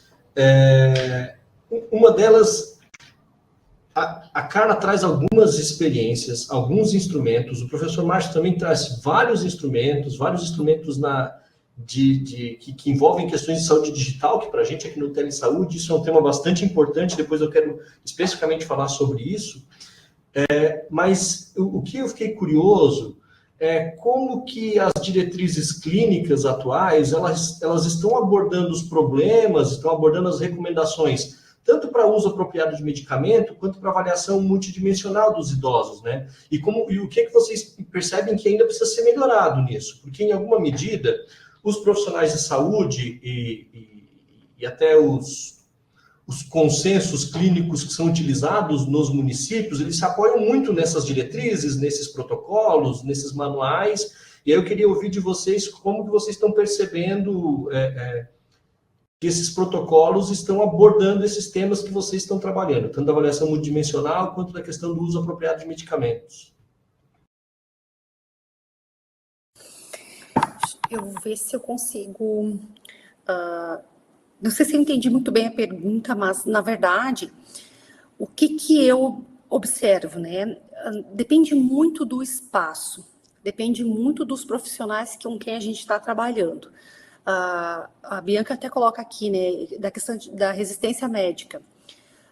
Vou citar um exemplo, então, que eu falei que ia citar um exemplo sobre a questão da depressão. Quando eu comecei a fazer consulta de enfermagem, num espaço onde tem geriatra, eu consegui estabelecer um diálogo bem interessante com eles sobre inúmeros problemas que a gente vinha identificando, e sempre que eu identificava algum idoso com depressão, o que o geriatra fazia? No local que eu atuo, não tinha o protocolo para eu prescrever medicamento. Não tem o protocolo. E aí, então, eu precisava solicitar ele, olha, a situação é assim, assim, assado, enfim. O que ele fazia? Ele medicava. Aos poucos, a gente foi entendendo em equipe, né? Porque aí a gente tem um diálogo legal, um diálogo aberto. Então, depende muito do profissional. E a gente entendeu que valia a pena a gente esperar um pouco. Mesmo com a escala mostrando, esse idoso ele ia ser submetido à atividade física, à socialização, e a partir daquele ponto em diante a gente nunca mais entrou com medicamento. Sempre mantivemos o acompanhamento. Então, é um idoso que tem uma escala com resultado positivo para depressão, e esse idoso precisa ser acompanhado. Então, tentando alinhar os dois conteúdos, esse é um exemplo bem positivo, mas aí de trabalho em equipe multiprofissional, né? Então, você precisa ter essas questões. Hoje, na literatura acerca da avaliação multidimensional, a gente tem algumas possibilidades. Eu trouxe o caderno de atenção básica do Ministério, ali a Priscila trouxe mais alguns detalhes, algumas possibilidades, mas quando se tem um protocolo ou um modelo, algo instituído, a exemplo do que a Bianca está trazendo, que no município dela os profissionais estão aplicando e estão tentando finalizar um protocolo, é fantástico, porque aí você institucionaliza, né? Você transforma aquilo em algo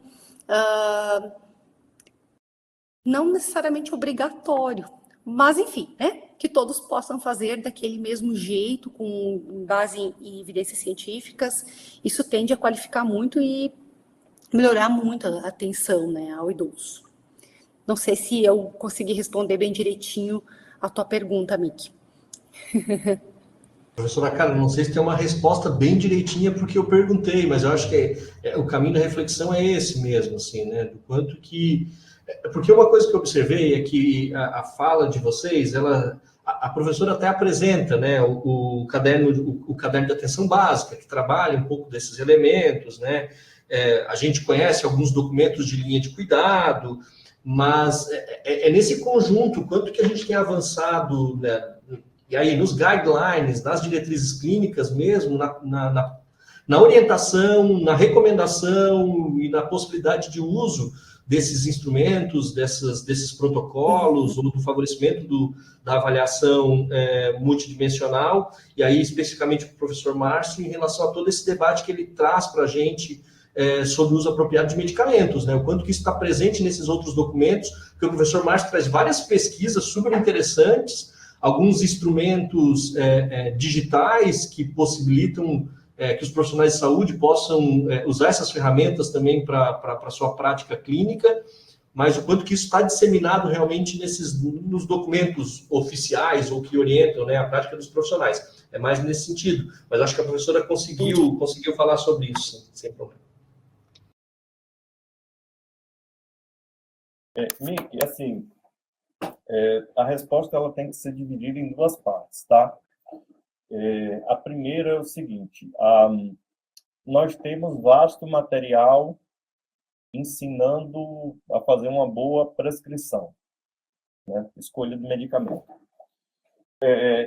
O problema é que esses materiais, apesar de a gente ter todos disponíveis na internet, né, são diretrizes com dezenas e dezenas de páginas, né?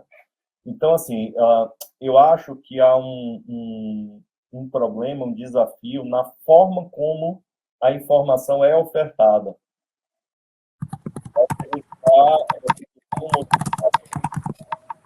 De volumes enormes de informação e que as pessoas não conseguem processar, não tem tempo, né? Porque aí, profissional de saúde, tem 2 empregos, e aí tem filho, né, marido, papagaio, enfim, né, tem uma vida para dar conta, uma vida social, né? Grande parte desses profissionais não tem um horário protegido dentro da sua carga horária laboral para estudar, né? Muitas vezes as capacitações são aulas expositivas, cansativas, e que é um processo que a gente sabe que também é falido. Então, assim, não dá para ler uma diretriz com 150 páginas. Isso é um problema. Então, eu acho que essa informação ela tem que ser ofertada em forma de fluxos, né, material digital, podcasts, que é uma coisa que eu tenho muita vontade de trabalhar, que é traduzir a literatura científica, né, grandes trials para as pessoas e colocar isso numa mídia digital que a pessoa possa, né, ouvir naqueles 5, 10 minutos, 30 minutos de trânsito de casa para o trabalho e vai aprender, entendeu? Isso é um aspecto. Em relação à desprescrição, aí já é um problema muito mais complexo, porque as diretrizes ensinam a prescrever, mas não ensinam a desprescrever. Eu gostei bastante de sua pergunta, porque isso foi uma coisa que eu não abordei na minha fala, né? Então, até parece que foi combinada a pergunta, mas não foi. E isso é uma lacuna enorme na literatura, cara.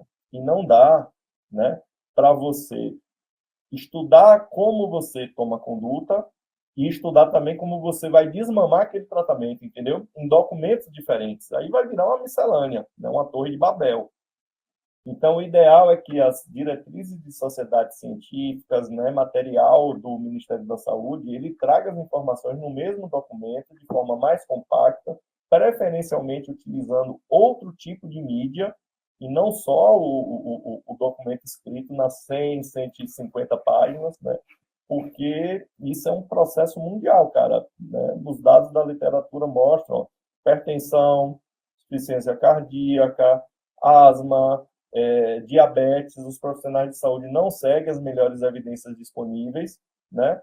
E você pega aí diabetes, metade da população não está controlada, não tem glicemia controlada. Então, assim, é uma situação de caos, né? Quem trabalha em hospital recebe aí toda semana, ou quase que todo dia, paciente com pé diabético para amputar dedo, pé, perna, enfim.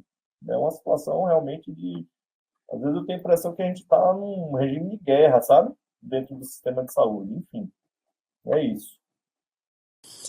Mick, se você me permite, quero falar um pouquinho mais, porque depois que você refez a fala, eu acho que consegui compreender mais um pouquinho.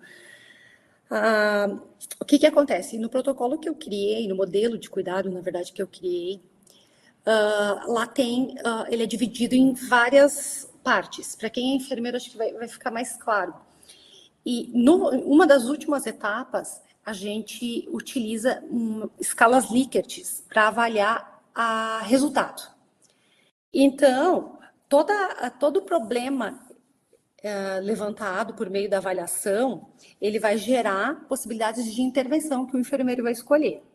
Então, ele escolhe as intervenções, ele aplica, ele segue avaliando o idoso, que pode ser várias vezes ou uma vez, dependendo do problema. E essa avaliação, ele vai gerar estatística, vai gerar dados. Então, por exemplo, ele vai mostrar numa linha lá, né? A intervenção foi efetiva? Sim, não.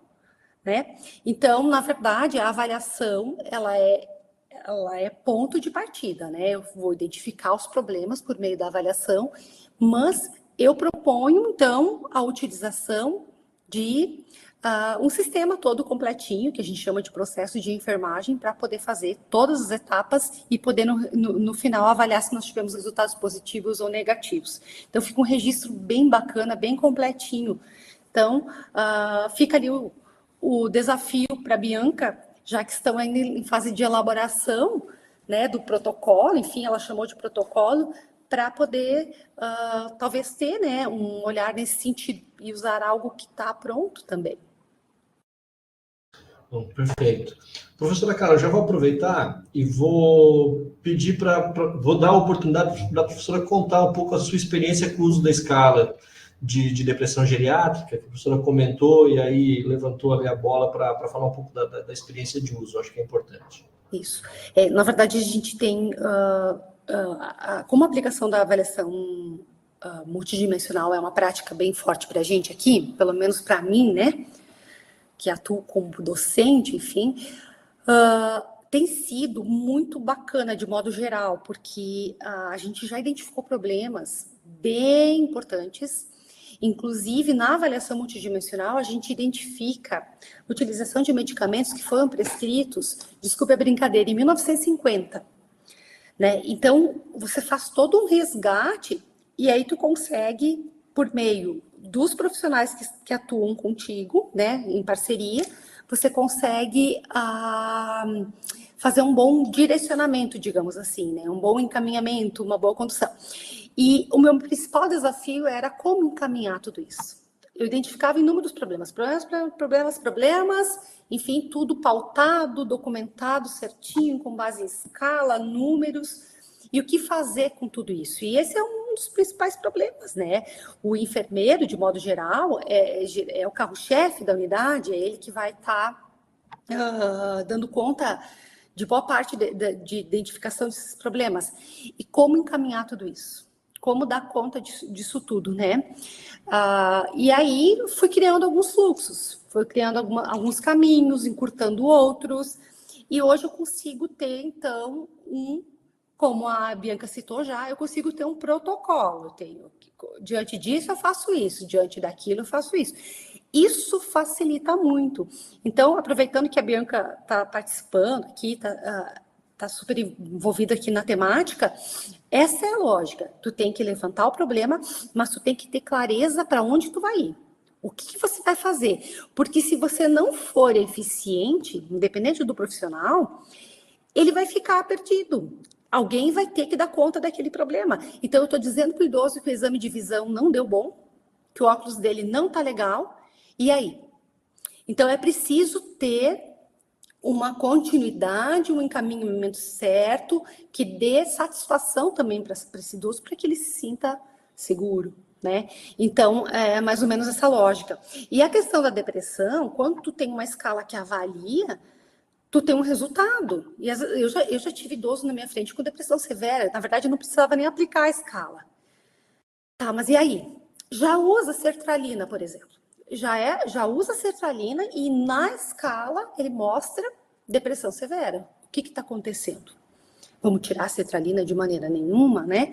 O que está faltando, além do medicamento?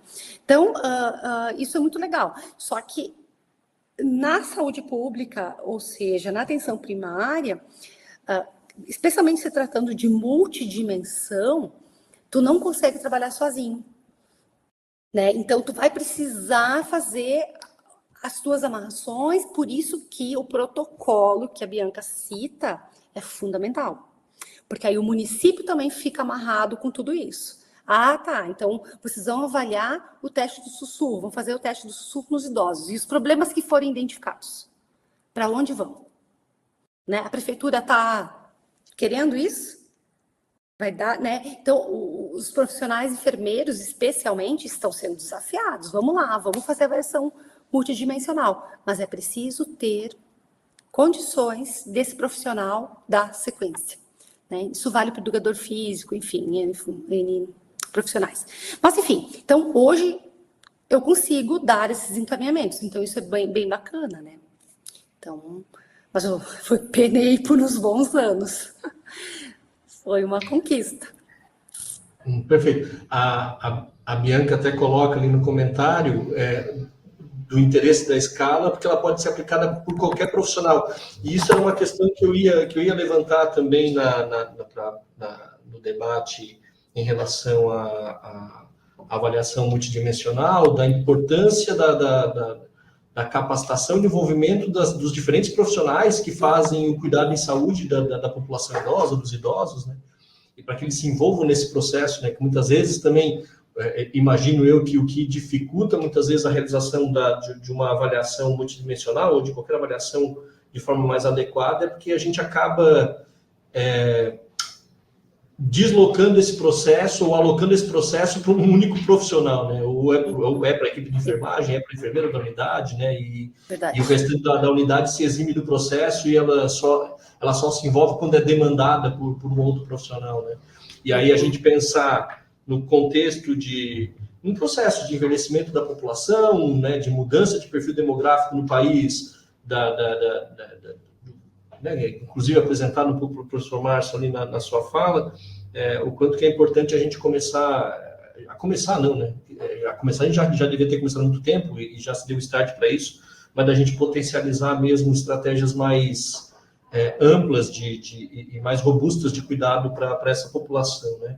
Professor Márcio, faltam 10 minutos, eu tenho talvez uma última pergunta para o professor, mas que também depois eu quero ver a professora Carla sobre isso. E aí é uma curiosidade bastante própria aqui do nosso, quando a gente vai falar de telesaúde, que tem a ver com as questões de saúde digital. O professor trouxe vários instrumentos, vários sites, alguns ali eu fui colocando no chat, no bate-papo público, os links para as pessoas irem acessando. Pelo que eu entendi, se não todos, mas quase todos esses instrumentos, eles são direcionados para profissionais de saúde, para que eles possam fazer uso. Então, a primeira pergunta é como que vocês identificam, o professor Márcio, mas a Carla também, o uso por profissionais de saúde dessas ferramentas em saúde digital, seja para avaliação multidimensional, mas também para questões relacionadas ao uso apropriado de medicamentos, se isso tem sido usado, se realmente essas ferramentas elas estão pipocando por aí e estão são boas possibilidades para o uso dos profissionais de saúde. Essa é a primeira pergunta.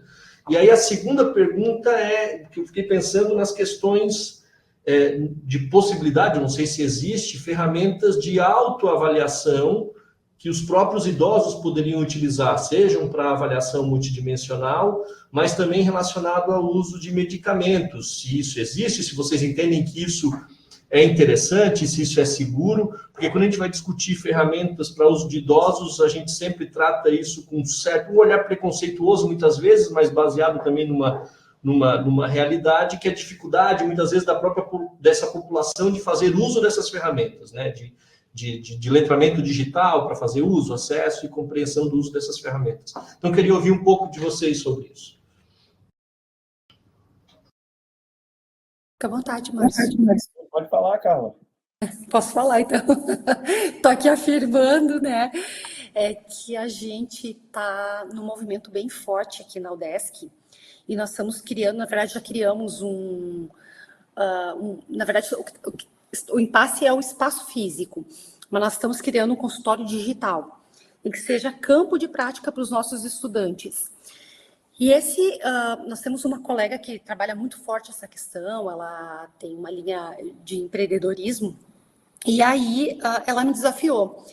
Ela disse assim, a gente sabe que para o nosso consultório, um dos principais públicos pode ser o idoso, porque ele está no domicílio e ele precisa ficar em acompanhamento, por exemplo, pega um grupo de hipertensos, né? Vamos fazer um acompanhamento no formato digital, de teleconsulta, enfim. Tem alguns impasses em relação a isso, justamente pelas avaliações remotas, né? Hoje em dia tem alguns equipamentos muito bacanas, inclusive a minha colega ganhou um bom recurso para isso, da FAPESC, como verificar a pressão à distância, enfim, hoje tem inúmeras possibilidades justamente para poder evoluir nesse sentido. E aí eu passei a olhar todos esses instrumentos de avaliação multidimensional para saber o que eu poderia estar propondo, né, num consultório digital. E me parece que é muito possível, porque boa parte das avaliações, elas são no formato de pergunta e resposta. Tem algumas delas que são práticas, por exemplo, equilíbrio e marcha. Eu consigo orientar ele, eu quero que o senhor coloque uma cadeira aqui. Claro, é um exercício assim, uma consulta que demoraria 15 minutos, vai demorar talvez meia hora, 40 minutos, porque eu precisaria orientar. Então, o senhor vai colocar uma cadeira aqui, ou a familiar, né? Vai colocar outra cadeira ali e ele vai fazer determinado, eu vou ter que ter um espaço para avaliar. Então, assim, eu acredito sinceramente que é possível. É possível, algumas adaptações, e esperar, né, que surjam novas possibilidades hoje de como fazer uma ausculta de pressão arterial, como fazer uma ausculta cardíaca, né? Tem alguns equipamentos muito bacanas nesse sentido que o paciente conecta, enfim, de casa, coloca a mão numa tecla do computador ou numa tecla do celular que tem lá um QR Code, é muito, muito, muito maluco, assim, né? Então, acho que temos muito a evoluir e não dá para correr. Nós temos que encarar como uma grande possibilidade para a gente. E hoje, aqui na UDESC, Márcio, nós não temos nenhum colega... nós temos uma colega farmacêutica muito parceira, mas ninguém que entenda dessa questão da parte dos medicamentos, né? Não necessariamente para idoso. E me faz uma falta.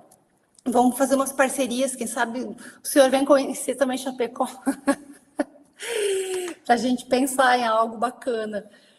Mas é isso, eu acredito sinceramente que as teleconsultas, elas vieram para ficar, os consultórios digitais, e a gente está correndo atrás disso. Não sei como é que são as suas experiências lá, Márcio, em relação a isso. Então, eu concordo com você, eu acho que são ferramentas que vieram para ficar, não é? Isso é uma preocupação também, um desejo do próprio Ministério da Saúde, né? É tanto que eu até digo que é uma guinada, né, que está acontecendo agora nesse processo de digitalização dos processos de saúde. Aqui, nós temos assim, nós estamos trabalhando muito com estudos de implementação, né, de intervenções de vida real. Tem alguns estudos assim que têm resultados bem interessantes. No ano retrasado, né, nós desenvolvemos um sistema de envio Na realidade, ano retrasado, não. Esse sistema foi desenvolvido bem antes, né, mas nós começamos a utilizar ele no ano retrasado. O sistema de envio de mensagem de texto para celular dos pacientes, né? E aí nós fizemos agora SMS. E aí a gente pensou nesse sistema e desenvolveu antes do WhatsApp ser popularizado, né? Hoje talvez nem tenha mais tanto sentido, mas a gente está tentando recurso para alterar essa aplicação para mandar mensagem agora via WhatsApp. Mas nós fizemos um ensaio clínico com idosos, né, recebendo esses SMS, e o desfecho avaliado foi a adesão ao tratamento em idosos com hipertensão. E melhorou muito a adesão. No grupo intervenção, né, nós comparamos receber torpedo, não sei como é que vocês chamam, né, mas aqui na Bahia a gente chama de torpedo SMS. Aí nós comparamos um grupo que recebia essas mensagens lembrando do horário de tomar o medicamento. Então, você tem tal medicamento agora às 8 horas da manhã. Ele recebia mensagem às 7h50. E comparamos mensagens mais educativas. Não esqueça de tomar seu medicamento, não esqueça de ir à farmácia retirar seu medicamento, tal dia, né? E, assim, um sistema totalmente... digamos assim, sem muita ação humana. Você programa, né, a mensagem que qual paciente ia receber, e aí o sistema disparava essas mensagens. Então, assim, foi um resultado bem satisfatório para a gente. Então, essa questão de fluxo de informação digital, eu acho que é super importante, ajuda bastante. E hoje, assim, o que eu vejo na prática também, né? O que a gente pensa que idoso não sabe utilizar celular, várias coisas do celular ele não sabe utilizar, mas o WhatsApp eles usam. E mandar áudio eles usam bem. Então, eu acho que é uma ferramenta que tem que ser muito bem explorada. Uma outra coisa que a gente tem feito é medidas point of care de hemoglobina glicada, colesterol, porque isso facilita bastante, né, na prática clínica diária, que não precisa ir em laboratório, você já faz isso dentro do serviço de saúde, já tem um resultado em 3, 5 minutos. E uma outra coisa é a monitorização residencial da pressão, né? Então, a gente tem um software, né, que não fomos nós que desenvolvemos, é um software de uma empresa privada, né? O indivíduo o idoso ele leva o aparelho de pressão para casa, digital, né? E aí nós explicamos como é que é o protocolo, ele vai fazer as medidas. Na realidade, assim, ele tem que estar sentado corretamente, colocar o aparelho no nível, né, adequado, não estar de bexiga cheia, não conversar, não emprestar o aparelho para outra pessoa, né, não conversar durante a medida, e aí ele vai colocar a braçadeira, vai apertar o botão e o aparelho faz tudo. E aí ele vai fazer isso de manhã e à tarde durante 5 dias. E aí, ao final desses 5 dias, ele leva o aparelho de novo para a unidade de saúde ou a farmácia, que a gente está desenvolvendo isso aqui. E aí a gente descarrega os dados da pressão arterial dele no computador e o sistema gera um relatório, e aí a gente verifica o que aconteceu, né, com a pressão desse paciente nesse período que ele utilizou o aparelho. E, assim, uma coisa que a gente está medindo agora não é só a diferença da pressão em domicílio e no consultório, mas a gente quer avaliar a mudança comportamental que o uso desse aparelho em casa gera nesses pacientes, porque é impressionante como só de levar o aparelho para casa, Nick, Carla, né, e demais colegas que estão aqui assistindo, o paciente melhora a adesão ao tratamento e melhora o controle da pressão arterial, sem você mudar nada, sem fazer intervenção nenhuma. Então, assim, mais objetivamente falando, né, eu acho que são diversas as estratégias, né, de saúde digital que podem ser implementadas. Em um outro estudo agora a gente está testando também uma estratégia de teleconsulta, né, em um outro ensaio clínico. Eu acho que a gente já tem muita resposta do que dá certo, do que não dá, né? E um desfecho importante é avaliar essa questão da literacia em saúde, né, que é fundamental, e eu acho que tem excelentes perspectivas, né? Lá fora, em um congresso, eu vi também o pessoal muito usando aquelas caixas de som inteligente, né? Que aqui eu vou falar o nome, né? Que não estou fazendo propaganda, né? Mas é a Alexa da Amazon, né? A Echo.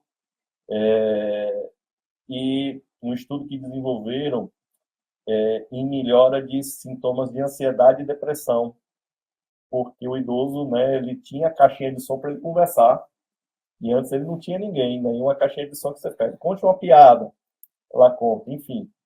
Então, assim, são várias alternativas, né, que eu acho que podem ser colocadas em prática, né? E não só para fazer propaganda específica de marca, viu? O Google tem também a caixa inteligente, a Apple tem também a caixa inteligente, a Amazon tem, até a própria Intelbras, que é a empresa brasileira, também já tem sua caixa inteligente, viu, gente?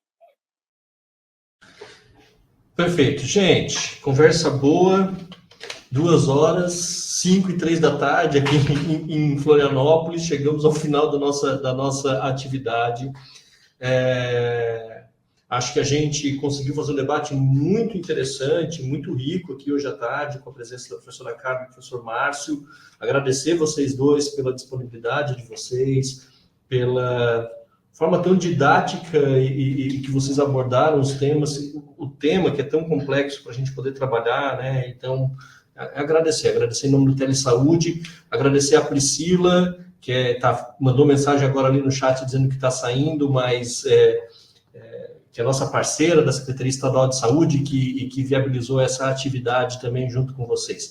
Agradecer a todo mundo que esteve em contato aqui conosco hoje para assistir este web seminário.